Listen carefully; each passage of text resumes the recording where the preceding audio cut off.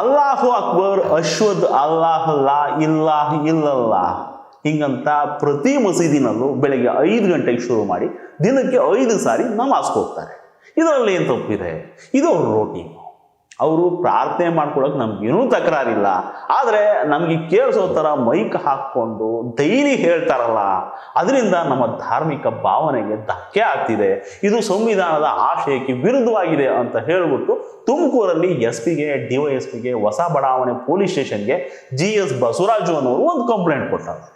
ಅವ್ರು ನಮಾಜ್ಗೆ ಹೋಗಿದ್ರೆ ಇವ್ರಿಗೇನಪ್ಪ ಸಮಸ್ಯೆ ಅಂತ ನೋಡಿದ್ರೆ ಇವ್ರು ಹೇಳೋ ಕ್ವಶನ್ನೇ ಬೇರೆ. ನೋಡಿ ಸರ್, ನಾನು ಸೀನಿಯರ್ ಸಿಟಿಸನ್ನು, ನನ್ನ ಮನೆಯಿಂದ 500 ಮೀಟರ್ ದೂರದಲ್ಲಿ ಒಂದು ಮಸೀದಿ ಇದೆ.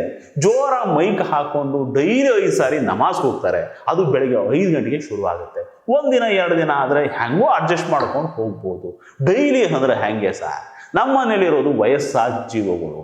ಆ ಸೌಂಡಿಂದ ತುಂಬ ತೊಂದರೆ ಆಗ್ತಿದೆ. ಅದರಲ್ಲೂ ಅಲ್ಲಾಹು ಅಕ್ಬರ್, ಅಲ್ಲಾಹು ಒಬ್ಬನೇ ಸರ್ವಶ್ರೇಷ್ಠ, ಅಶ್ವದ್ ಅಲ್ಲಾಹ್ ಲಾ ಇಲ್ಲಾಹ್ ಇಲ್ಲಲ್ಲಾಹ್, ಅಲ್ಲಾಹು ಒಬ್ಬನೇ ದೇವರು, ಅಲ್ಲಾಹನನ್ನ ಬಿಟ್ಟರೆ ಬೇರೆ ಯಾರೂ ದೇವರಲ್ಲ ಅಂತ ಪದೇ ಪದೇ ಹೇಳಿದ್ರೆ ಹೆಂಗೆ?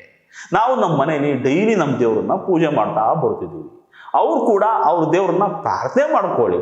ಆದರೆ ನಮ್ಮ ದೇವ್ರು ಮಾತ್ರ ದೇವರು, ನಮ್ಮ ದೇವ್ರು ಒಂದೇ ದೇವರು, ಬೇರೆ ಇನ್ಯಾರೂ ದೇವರಲ್ಲ ಅಂದರೆ ನಮ್ಮ ಮನೇಲಿ ನಾವು ಪೂಜೆ ಮಾಡೋದು ಏನಂಗಾದ್ರೆ? ನಾವು ಯಾರ ದೇವರನ್ನೂ ವಿರೋಧ ಮಾಡಲ್ಲ.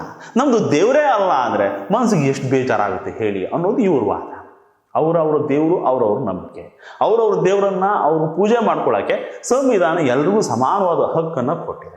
ನನ್ನ ದೇವರು ಅಷ್ಟೇ ಶ್ರೇಷ್ಠ, ನಿನ್ನ ದೇವರು ದೇವರೇ ಅಲ್ಲ ಅಂದರೆ ಅದು ಸಂವಿಧಾನದ ಆಶಯಕ್ಕೆ ವಿರುದ್ಧ ಅಂತ ಬಸವರಾಜ್ ಅವರು ವಾದ.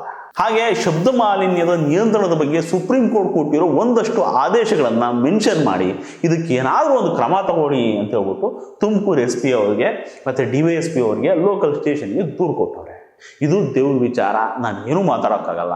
ಅವ್ರವ್ರ ದೇವರು ಅವ್ರವ್ರಿಗೆ ದೊಡ್ಡವನು. ಹಂಗಂತ ಬೇರೆಯವ್ರ ದೇವರು ದೇವರೇ ಅಲ್ಲ ಅಂತಂದರೆ ತಲತಲಾಂತರದಿಂದ ಆರಾಧನೆ ಮಾಡ್ಕೊಂಡ್ಬಂದ ಮನಸ್ಸುಗಳಿಗೆ ಘಾಸಿ ಆಗತ್ತೆ.